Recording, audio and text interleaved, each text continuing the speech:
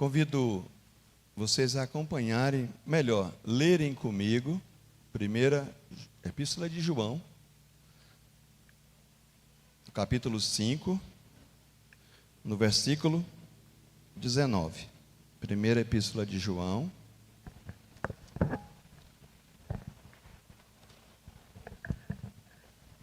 capítulo 5, versículo 19.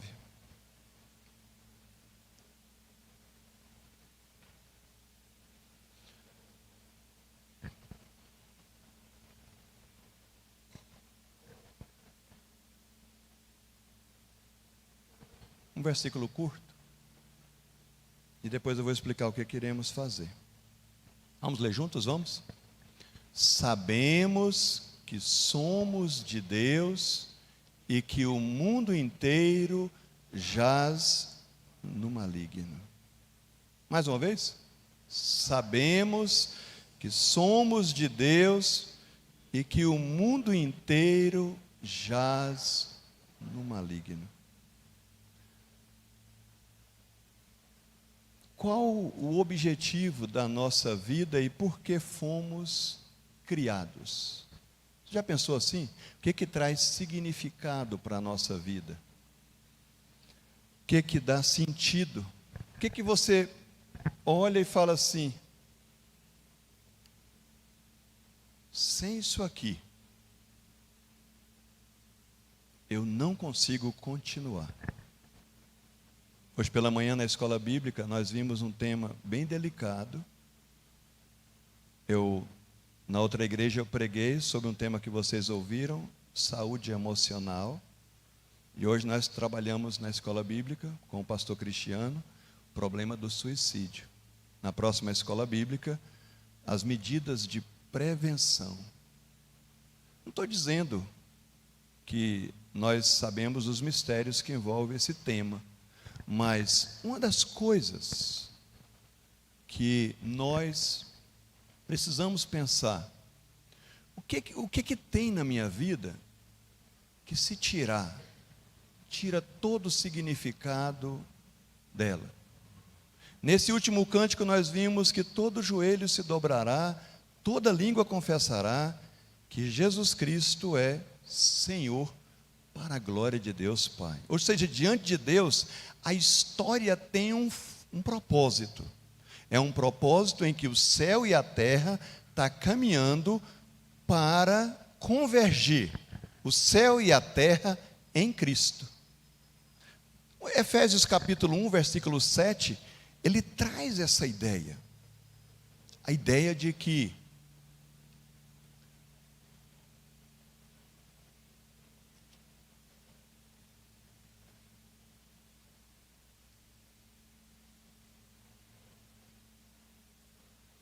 é o 10, por gentileza. Esse é o propósito da história humana. O mistério da vontade de Deus. O versículo 9, que não está aí, diz assim, ó: segundo o seu beneplácito que propusera em Cristo. Vamos ler juntos esse versículo? O seguinte, o 10.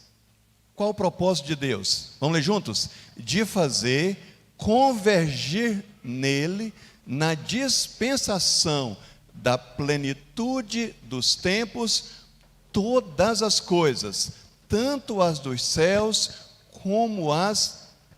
Imagine o propósito de todas as galáxias e tudo mais, o propósito da história humana indo numa direção, num ponto de encontro. Cristo Jesus. O que isso traz para nós de forma prática? É que a minha vida, ela tem que estar central, a história da minha vida, ela tem que estar centralizada no ponto onde Deus centralizou a história do universo. A gente pensa que a cruz é algo para usar no pescoço, às vezes para enfeitar uma igreja, ou para o nosso discipulado. A cruz tem uma dimensão, a gente pode chamar assim, cósmica. Dá uma olhada em Colossenses, aqui pertinho, estamos em Efésios, Filipenses, olha Colossenses 1, dá uma olhada nesse Jesus que adoramos. Olha como a palavra de Deus aqui diz assim, ó, para a gente não seguir muito adiante, falando de Jesus, Colossenses, perdão, eu falei Efésios de novo, foi? Então, Colossenses 1, versículo 15. Vê se você já ouviu essa descrição de Jesus. Este é a imagem do Deus invisível, ele é o primogênito de toda a criação. Leia o 16 comigo, por gentileza.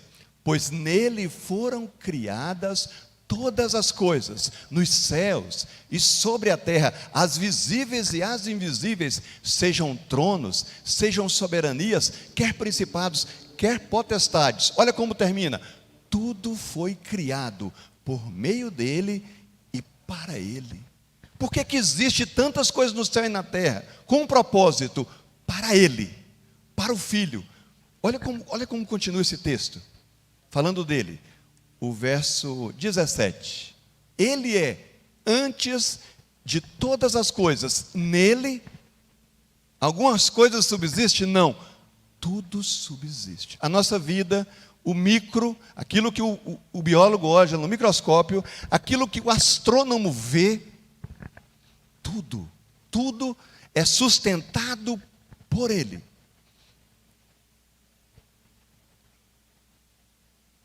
Agora, olha o efeito da cruz. A relação dele com a igreja. Verso 18. Ele é a cabeça do corpo da igreja. Ele é o princípio, o primogênito, é o primeiro dentre os mortos. Por quê? Qual o significado disso para a nossa vida? Para em todas as coisas ele ter o que? A primazia. Só que qual é o propósito de Deus com Cristo? Verso 19. Aprove a Deus que nele residisse toda a plenitude, toda a beleza de Deus está em Cristo. Bondade, amor, misericórdia, graça, perdão, tudo isso está na pessoa de Cristo. O último versículo, olha agora a reconciliação, o efeito da história humana, da cruz e da ressurreição, que nós como cristãos celebramos.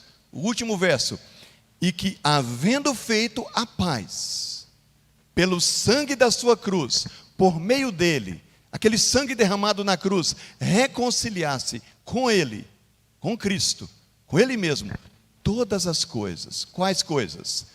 Quer sobre a terra, quer nos céus. Não é um conto inventado, é algo real. O Jesus Cristo dividiu a história com razão, antes de Cristo e depois de Cristo. O nosso desejo como igreja é que esse Jesus glorioso, ele seja a essência, aquele que a gente pudesse, se tirar Cristo, não sei onde é que eu vou buscar significado para a minha vida. Nós estamos querendo falar de duas realidades: ou eu sou de Cristo, ou eu não sou de Cristo. Como lembro, fizemos a leitura do Salmo primeiro. Qual é o objetivo? Eu falei qual é o significado da vida? Qual é a sua maior ambição? E a ambição não é pecado. O objeto da ambição é pecado. Mas qual é a ambição? Qual o seu maior empenho na sua vida? Vamos ler juntos? Vou voltar para...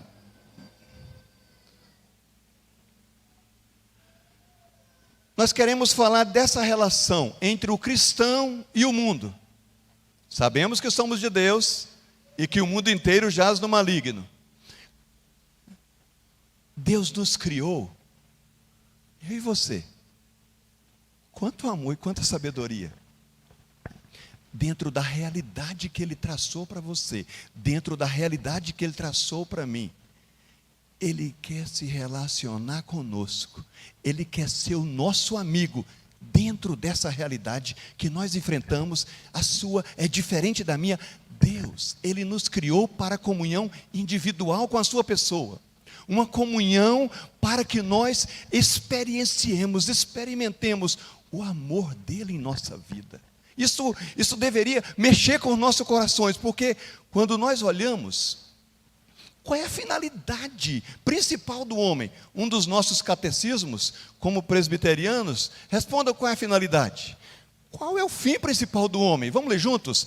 O fim principal do homem é glorificar a Deus e há uma ambição para todo ser humano. A pessoa sabe o que ela acha? Ela fala assim: rapaz, eu não fumo, eu não bebo, eu não faço mal para ninguém. Eu desconheço esse negócio que vocês chamam de pecado. Eu falei: então, pense uma coisa. Você vive nessa ambição para a glória de Deus? Pecado é não atender ao propósito de Deus para a nossa vida, que é duas coisas: glorificá-lo e ter prazer nele em todos os nossos afazeres. Prazer em Deus, na igreja, na família e nos negócios. Deus quer estar conosco bem entranhado em nossa vida. Por isso que o Provérbios 3 fala assim: reconhece-o em todos os teus caminhos e ele endireitará as tuas veredas. Por exemplo, de repente, ou você ou eu agora vamos tomar um copo com água ou um copo de suco, cupuaçu, outra coisa mais deliciosa. O que esse ato tem a ver com Deus? Vamos ler juntos? Portanto, quer comais, quer bebais, ou façais outra coisa qualquer, fazei tudo para, não fica nada de fora, nem a tapioca, quanto mais o cupuaçu, e o tambaqui, na brasa ou na caldeirada, tudo para a glória de Deus. Sabe por que isso? Porque em um sentido, vamos ler juntos? Porque nenhum de nós, falando para os crentes de Roma, o que Paulo diz? Nenhum de nós, vamos ler juntos? Vive para si mesmo, nem morre para si. Porque se vivemos, para o Senhor vivemos. Se morremos, para os... Qual é a conclusão? Quer pois vivamos ou morramos, somos do... O que é essa história que os crentes falam? Desse negócio de que Jesus libertou de uma realidade espiritual de trevas, o império das trevas, e nos transportou, essa é a obra da graça, para o reino do Filho do seu amor. É porque tem um reino diferente. Paulo disse que o reino de Deus, o que ele diz? Não é comida nem bebida, mas é o quê? Justiça, paz e alegria no Espírito Santo. Sempre lembro, porque não tem tanto tempo, da missão da Artemis II. Fez aquela proximidade com a Lua. Eu fiquei verificando o drama do retorno. Porque todas as vezes que você lê sobre a Lua e viagens espaciais, você vê que tem uma dificuldadezinha de entrar na nossa atmosfera.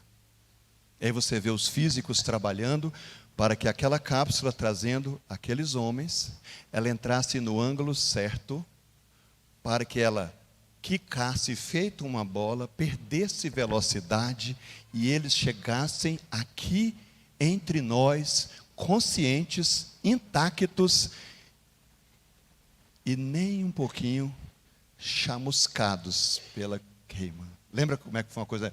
Pode observar que eles estavam todos encolhidos dentro dela, sentindo, será que vai dar certo?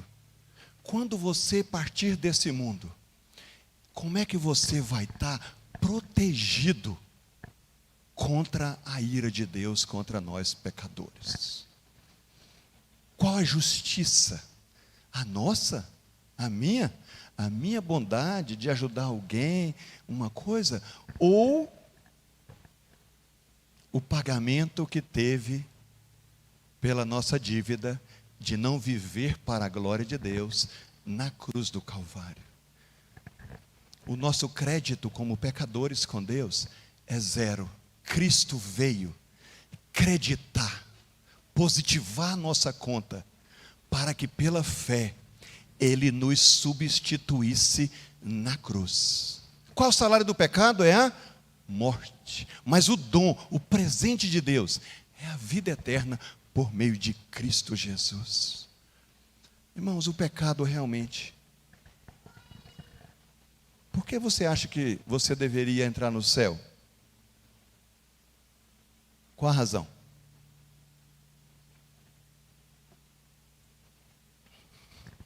Se fosse na época de Noé, você falava, rapaz, vai chover para valer. E essa chuva é castigo de Deus, é ira de Deus. Quem se salvou? Quem entrou na Artemis 2 da época do Noé, porque o negócio foi feio, que a gente chama de Arca de Noé. E ele passou lá alguns anos como pregador da justiça, anunciando que o juízo de Deus viria. E o que aconteceu? Quem se salvou? Quem entrou na arca. Se o céu fosse o 18º andar de um prédio, e eu chegasse na porta do elevador, ele abrisse a porta, e eu não entrasse nele, será que eu iria chegar ao 18º andar no céu? Eu preciso entrar. Se eu fosse aqui no aeroporto e dissesse que eu fosse para São Paulo, será outro local. Mas se eu não entrasse no avião, eu estou viajando. Está viajando coisa? Não está viajando fora daquela condução. Como é que você está viajando nesse mundo que é incerto, pelo que estamos vendo, lidando com as coisas da vida? Qual o propósito? Qual a ambição? Qual o significado? O que eu desejo para mim e para você? A justiça de Deus, que seja pela fé nossa. Cristo fez tudo isso por mim, pecador. Ele morreu pelos meus pecados. Paz. Quando ele diz assim, a minha paz vos dou, não vou-la dou como dá o mundo. Fala para os discípulos. E algo que nós precisamos, mais duradouro do que time de futebol ou alguma outra canção, uma alegria sobrenatural. Qual a alegria? Eu vou ler uma parte, você lê a outra. Porque o reino de Deus não é comida nem bebida, mas justiça, paz e alegria no Espírito Santo. A indiferença ou a indigestão com isso é o que nos faz diagnosticados como pecadores. O pecado, ele nos fez indigestos em relação a Deus. Ele não é mais aquele que vem pastorear e alimentar a nossa alma. O pecado interrompeu essa comunhão, ele nos separou a natureza humana, mas o propósito de Deus. Nós queremos ver isso em 1 João. Queria ver só duas coisas. A primeira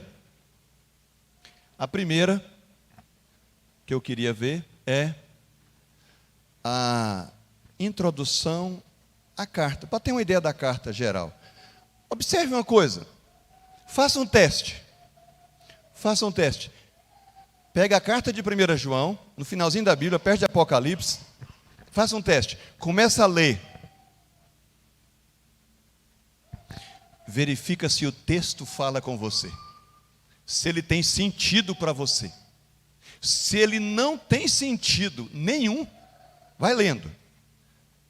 Nós vamos fazer isso aqui nos domingos aqui, estudando essa carta juntos, que a primeira parte que vamos estudar é comunhão com Deus. Você vai lendo, aí você fala, pai, não tem sentido nenhum isso, não quero saber disso. Provavelmente falta algo na sua vida, o que nós chamamos de graça, favor que não merecemos. Você vai lendo. Ela foi escrita para pessoas que tiveram um encontro salvador com Jesus. Quando nós encontramos Jesus como nosso Salvador, aí você fala, rapaz, e eu pensando que era só história esse livro, tem muita coisa aqui que faz sentido, e eu começo a ler. Então a gente vê que, por exemplo, quem escreveu 1 João? Lógico, já falei, né? Se a epístola é de João, então quem escreveu foi João. Dá uma olhada no Evangelho de João, a relação de Jesus.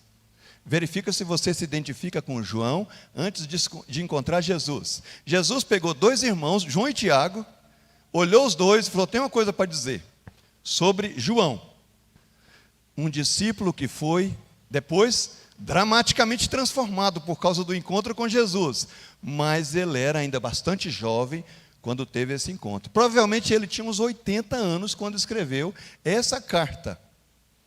Ele era um jovem impetuoso, dado a um discurso incisivo, impulsivo, e ele tinha uma tendência, que eu não sei se você já experimentou isso, uma tendência a estupim bem curto, estourar logo. Aí ele e Tiago, Jesus falou assim: vocês dois, pelo jeito de vocês, são filhos do trovão, só vive dando trovoadas.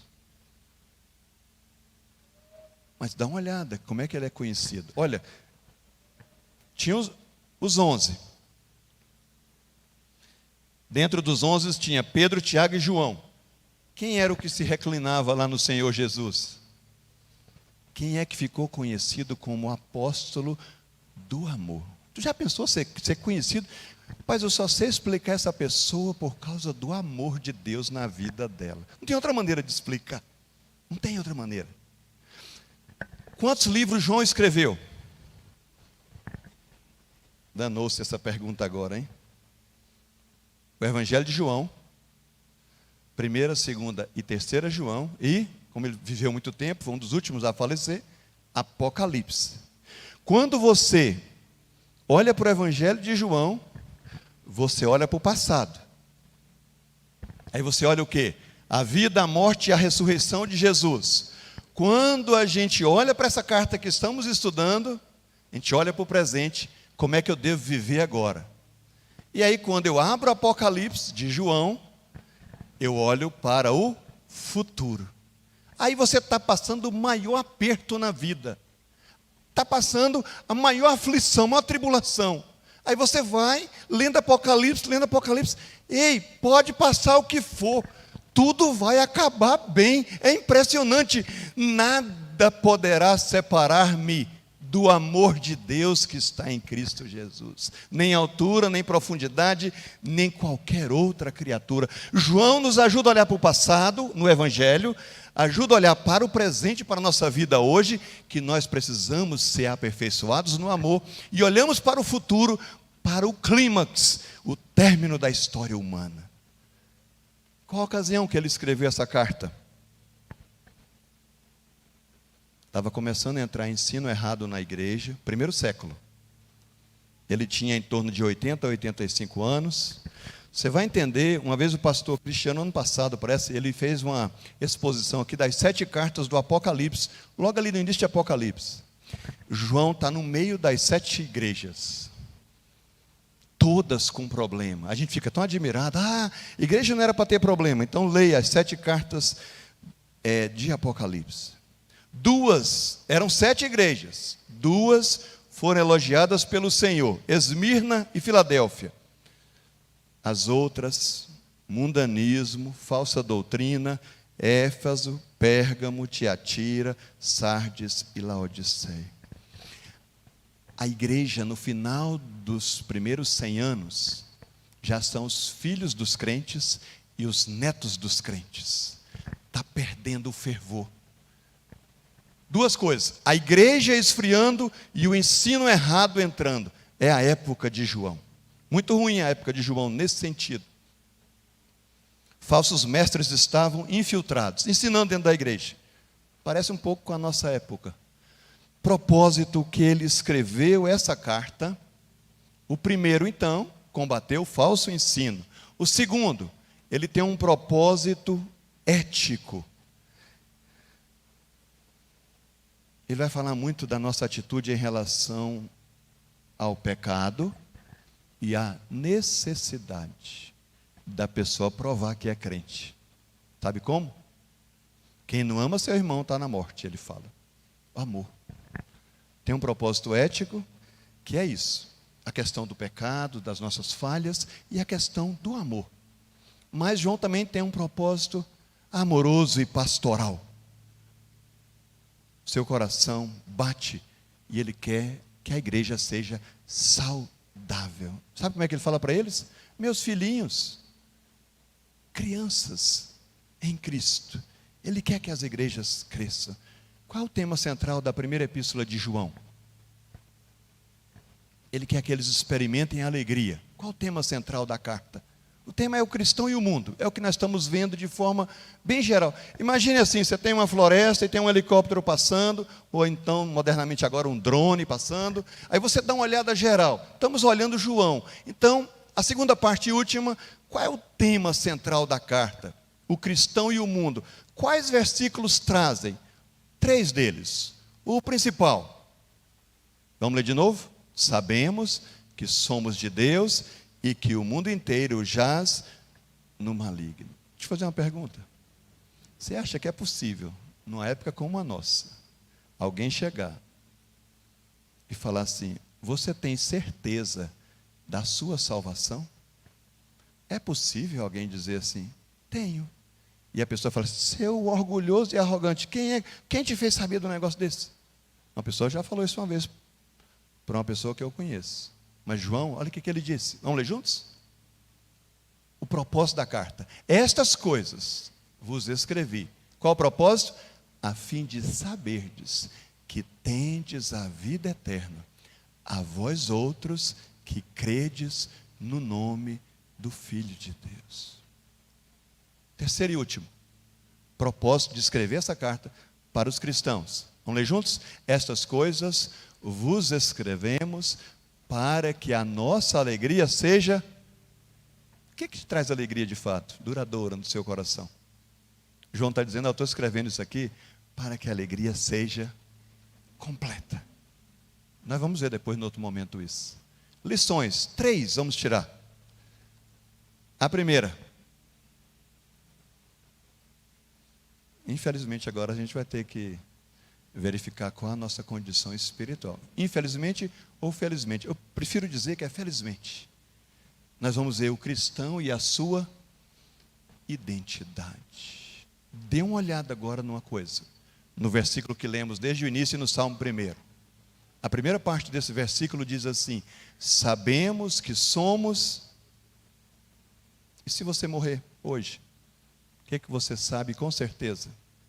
Se você é cristão, que eu sou de Deus. E se o diabo vir e querer fazer o que fez com Jó, bagunçar a vida toda? Dê uma olhada em 1 João 5, 18. Um versículo antes desse aí. Sobre a identidade. Quem é de fato a essência de alguém que se entregou a Jesus? Alguém que teve um segundo nascimento. Nasceu na maternidade, ou nasceu em casa com a parteira. Mas agora, semelhante a Nicodemos, lembra de João 3, que é o mesmo evangelista aí? Nicodemos chega com ele à noite, porque ele era gente muito importante, era líder religioso. Senhor, olha,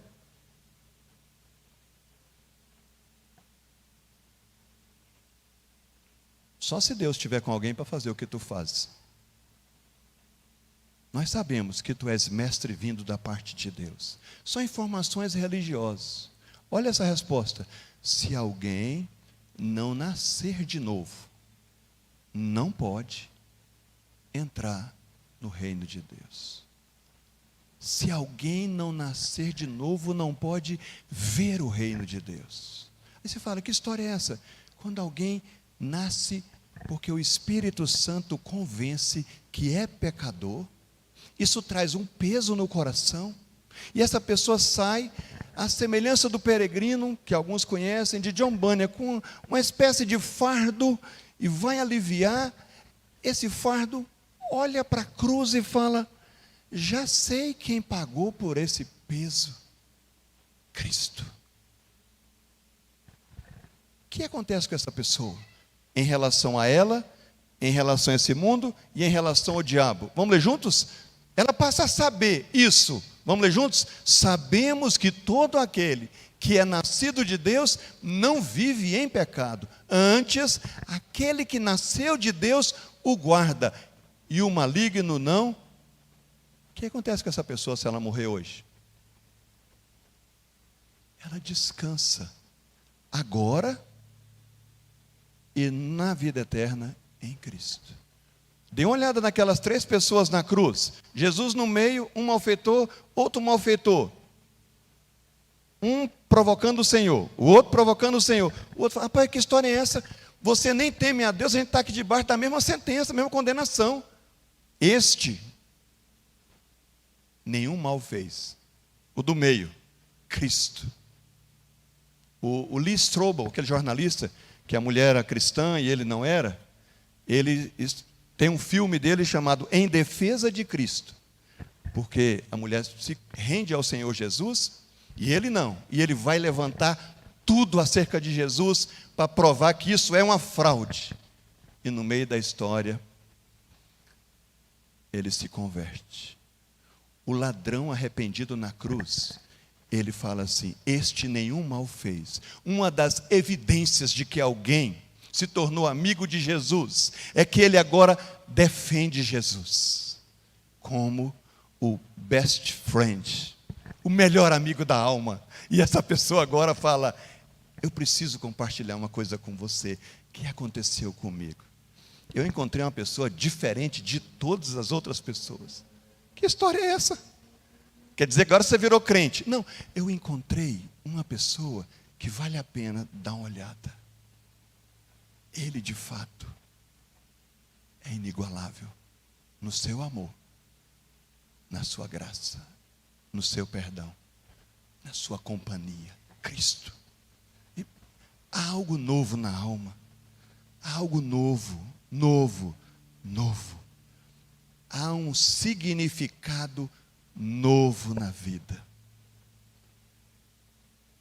O que um cristão sabe? Sabe mesmo. E tem certeza. O que você tem certeza? Eu sou de Deus. Quer dizer agora que você não está aprontando mais não? Não, não é isso. Eu ainda falho. Mas eu tenho algo novo na minha alma. Isso tem implicações. O que você quer fazer como jovem?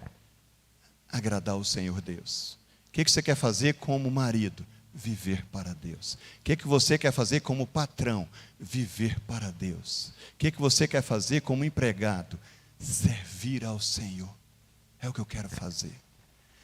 Por que você está fazendo isso? Eu sei quem eu sou.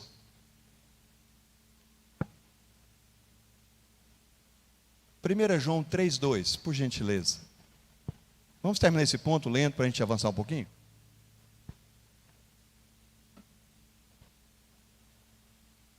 Vamos ler juntos? Amados, agora somos filhos de Deus e ainda não se manifestou o que haveremos de ser. Olha a palavrinha de novo. Sabemos que quando Ele se manifestar, seremos semelhantes a Ele. Por quê? Porque haveremos de vê-lo como Ele é. Existe uma realidade agora, qual que é? Aconteça o que acontecer, eu sou filho de Deus. Mas é tudo? Não. Tem algo para frente. Tem uma promessa maior para frente. Vem cá, quer dizer agora que você é o perfeitinho da casa, de onde você vai? Falou, não. É que a minha relação com o pecado mudou. 1 João 3,9, por gentileza. Vamos ler juntos? Tem um elemento novo na vida. Não, 3,9, por gentileza. Vamos ler juntos esse aí? Todo aquele que é nascido de Deus não vive na prática de pecado. Por quê? Pois o que permanece nele é a divina semente. Ora, esse não pode viver pecando, por quê? Perceba que há um poder novo na alma, há uma mudança nova, há uma disposição nova de querer ser atraído para andar com Deus. Isso é graça. É graça de Deus.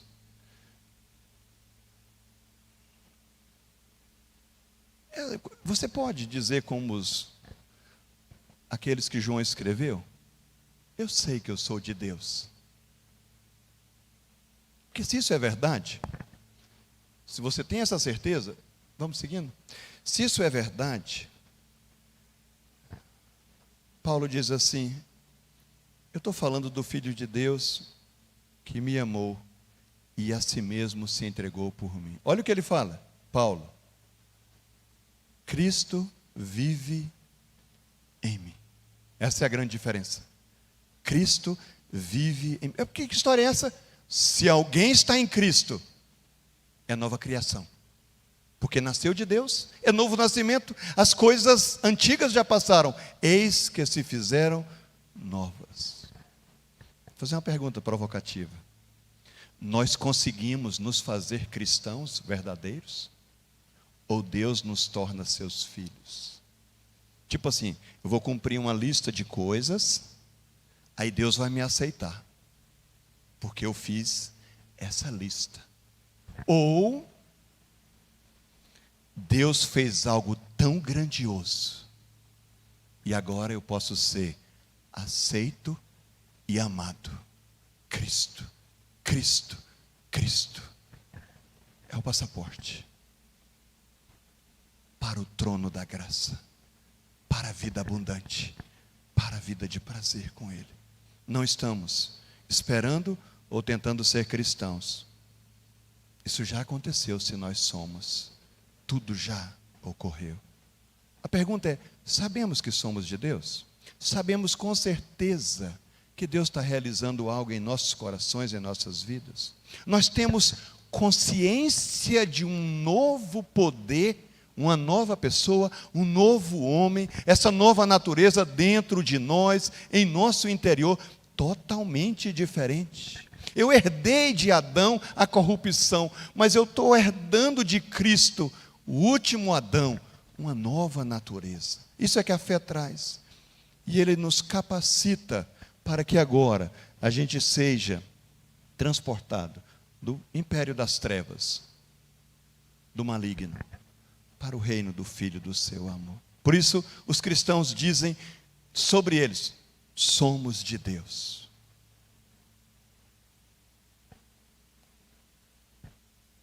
Segundo lugar,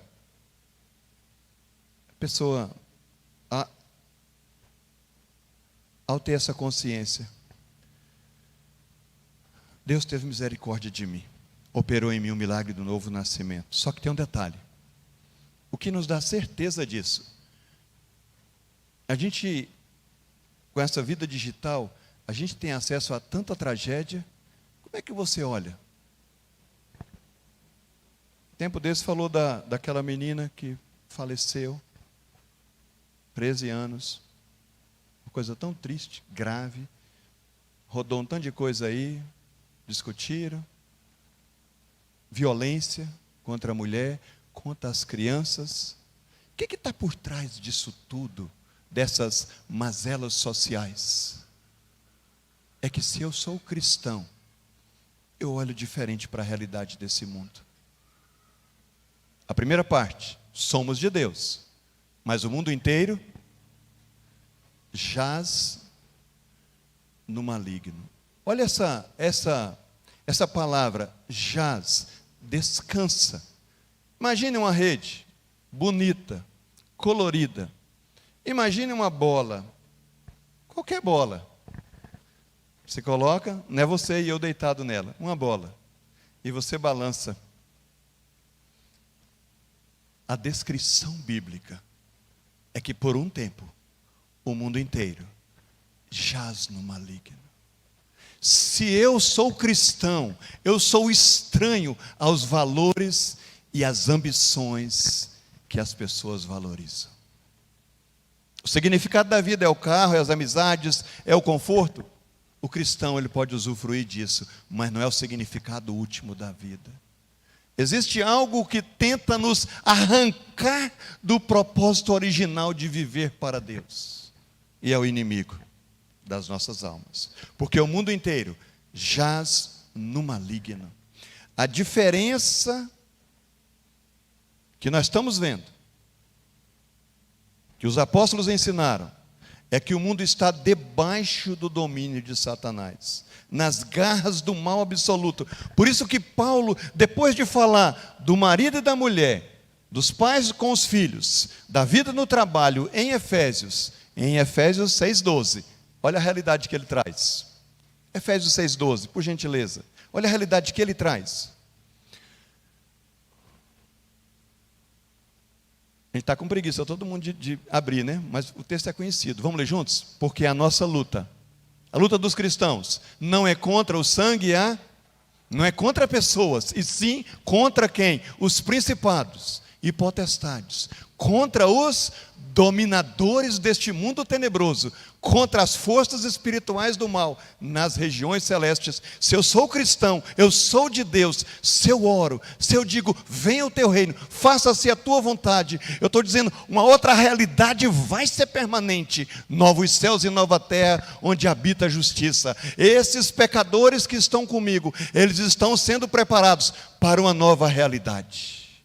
Por isso que o cristão diz, conforme está em Filipenses 3,20, a nossa pátria está nos céus. Nós somos brasileiros, mas existe outra realidade, a nossa pátria está nos céus. E qual é a sua esperança? É de onde eu aguardo o meu Salvador, o Senhor Jesus Cristo. O que é que Ele vai fazer? Ele vai transformar o meu corpo, esse corpo pecaminoso, para ser igual ao corpo da sua glória. E os evangelhos descrevem essa realidade. Os evangelhos colocam as duas realidades, o mundo invisível e o mundo material, juntos, sem separação. Por isso que você vê Jesus atravessando parede e ressurreto. Existe uma nova realidade, mas os discípulos estão tocando nele. Nós tocamos o verbo da vida. Existe uma outra realidade que virá. Por isso que existe uma guerra de religiões, onde elas se dividem em dois grupos. Alguns dizem que você tem que fazer uma pilha de coisas para Deus te aceitar. São as religiões das obras. Do outro lado você tem o cristianismo verdadeiro. Cristo fez tudo e Deus nos aceita. Isso é graça. A religião da graça. E aí a gente vem com um desafio agora, diante desse mundo. Irmãos, aqui, vamos para a última etapa e finalizar com ela. Aqui, o cristão não pode ignorar a realidade do que ele é e do que esse mundo é. Ou seja, a sua identidade e a terrível condição do mundo. Quando a gente pensa no mundo nessas trevas, não é que dá uma vontade de pensar que não vai melhorar? Que as coisas estão avançando para um mal maior e que esse mal terá um limite final? Se a gente ler a Bíblia, é isso. João nos diz fala, olha, vocês podem até tentar a teologia da libertação de Leonardo Boff, de outros evangélicos que se juntaram na teologia da missão integral para trazer um evangelho social, mas vocês não vão reformar o mundo. Vocês podem orar por ele e ter compaixão dele. E aí a gente fica vendo que João diz assim: nós não vamos melhorar o mundo, mas como cristãos, nós não podemos dar as costas para o mundo no sentido de sair dele completamente. Nós não podemos fazer um programa de reforma mundial, mas também não podemos, como crentes, estabelecer uma renúncia mundial. O que nós devemos fazer como cristãos? Orar para que o Senhor tenha piedade, misericórdia do nosso mundo. Porque ao orar assim, a gente vê que, devido à maldade do mundo, a vontade de Deus é puni-lo. Aleph, abre Ezequiel 14:12, por gentileza. Irmãos, dê uma olhada na realidade desse texto. Olha o que Ezequiel diz, o profeta. Veio a mim a palavra do Senhor dizendo: filho do homem, quando uma terra, vamos pensar na nossa nação, pecar contra mim, cometendo graves transgressões. Olha o que Deus diz: estenderei a mão contra ela e tornarei instável a economia, o sustento do pão, e enviarei contra ela fome, e eliminarei dela homens e animais. Atrai o juízo de Deus o pecado. Mas olha o último. Eu acho isso mais assim impressionante. O 14. Ainda que estivesse no meio dessa terra 3 homens. Quais são eles? Bem conhecidos. Noé, Daniel e Jó. Eles pela sua justiça, salvaria apenas a sua própria vida, diz o Senhor Deus. É algo grave o pecado diante de Deus. Por isso que a igreja tem que fazer 2 pedidos ao Senhor em relação a esse mundo: faça-se a tua vontade e venha o teu reino. E a gente, como já tinha projetado aí, a gente conclui pensando: nós como cristãos, de todos os lugares, pelo que vimos no início, pelo que o Senhor Jesus fez. Olha o que Jesus fala: o ladrão vem para matar, roubar e destruir. Eu vim para que tenham vida e a tenham em abundância. Nós podemos ter nesse mundo de trevas alegria em Deus, porque em Cristo somos mais do que vencedores. Por isso que João diz: estas coisas vos escrevi para que a vossa alegria seja completa. Nós não somente, vamos ficar de pé por gentileza, nós não somente, e aí é o teste final para saber se você sabe isso também. Os irmãos queridos do louvor, o vocal, os músicos,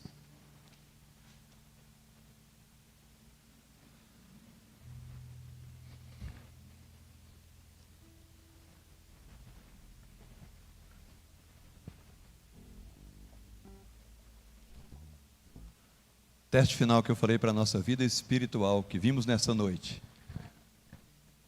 Nós lemos o Salmo 1 hoje à noite. Você se identificou com o justo ou com o ímpio? Nós adoramos o Senhor. Como é que o nosso coração fica ao adorarmos o Senhor? O Senhor nos chama a adorá-lo.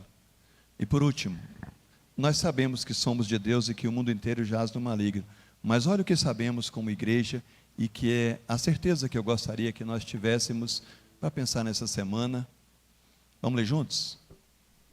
Não somente sabemos que somos de Deus, mas também sabemos que o Filho de Deus é vindo e nos tem dado entendimento para reconhecermos o verdadeiro. E estamos no verdadeiro. Quem é Ele? Em seu Filho, Jesus Cristo. Este é o verdadeiro Deus. Sabe o que nós, nesse momento, como igreja, iremos fazer? E você está convidado a fazer isso de coração. Nos consagrarmos a esse Rei, que de fato dá todo o significado para as nossas vidas.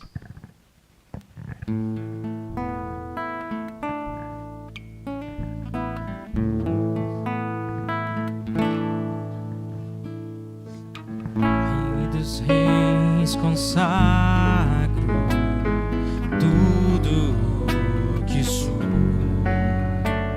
de gratos louvores transborda o meu coração. A minha vida eu entrego nas tuas mãos, meu Senhor, pra te exaltar com todo o meu amor. Eu te louvarei conforme a tua justiça e cantarei louvores, pois tu és altíssimo. Celebrarei a ti, ó Deus, com meu viver. Cantarei e contarei as tuas obras,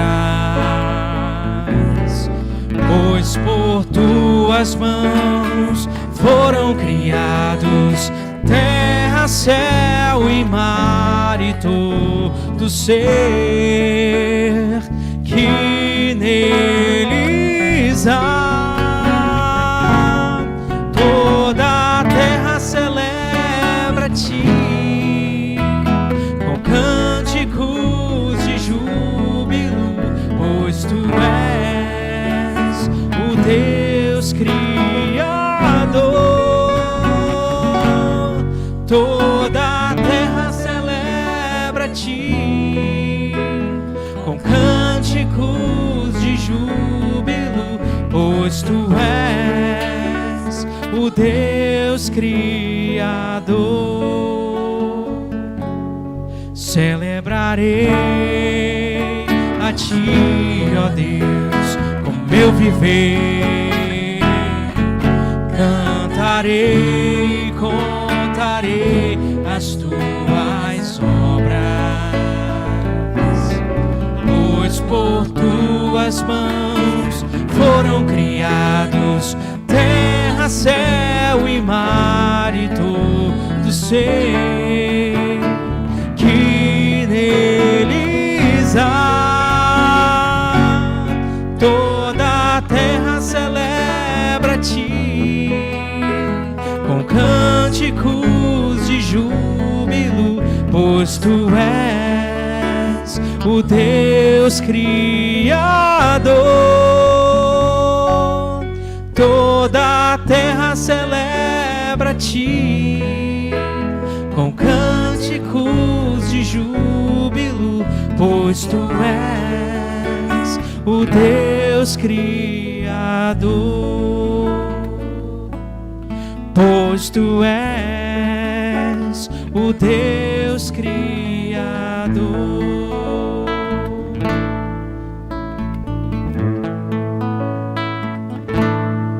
A honra,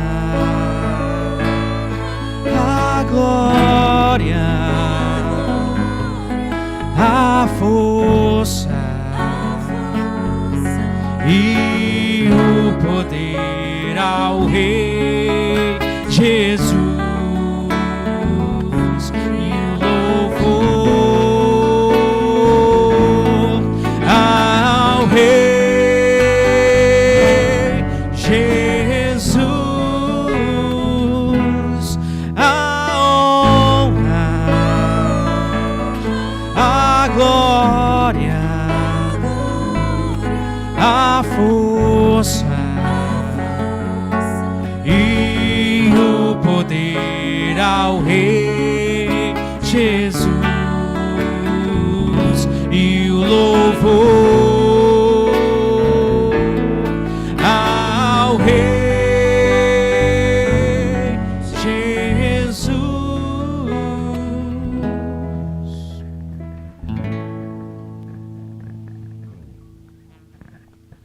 Oremos mais uma vez nesse momento. Senhor Deus, nosso Pai que está nos céus, queremos te agradecer, Senhor, por essa noite, onde temos adorado, exaltado o teu santo nome, e também onde começamos esse estudo da tua palavra, nessa carta, e que o Senhor, Pai, nos ajude, para que possamos andar, viver, de acordo com o propósito que o Senhor estabeleceu para nós. Viver para Cristo. E ainda poder dizer, olha, o meu viver é Cristo. Ajuda-nos para chegar a esse ponto de maturidade. O viver é Cristo e o morrer é lucro. Ó Pai, o Senhor sabe das nossas lutas, no nosso dia a dia, mas que o Senhor nos ajude, mesmo diante de qualquer desafio, nessa semana, para que nos aproximemos mais do Senhor, que nós possamos buscar o Senhor, lendo a Tua palavra, escolhendo uma porção, meditando e falando com o Senhor por meio de orações. Que o Senhor também nos ajude, para que possamos estar animados para estarmos com o teu povo, povo que o Senhor tem, domingo após domingo, ensinado e convocado para fazermos o que fizemos nessa noite, adorar ao Senhor, que é digno de toda adoração.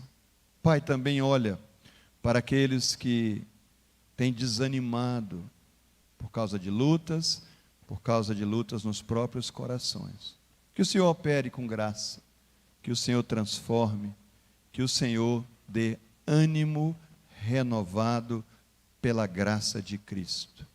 Pai, também colocamos em tuas mãos essa semana que começou hoje, que seja uma semana para vivermos em tua presença. Abençoe a cada um de nós, cada uma de nossas famílias reunidas aqui nessa noite. Que a graça do Senhor Jesus Cristo, esse amado Salvador, que o amor de Deus, o Eterno Pai, que a comunhão com o Espírito Santo do Senhor estejam sobre vocês, minhas irmãs e meus irmãos, e sobre o povo de Deus que está espalhado em toda a face da terra, agora e para todo sempre. Amém.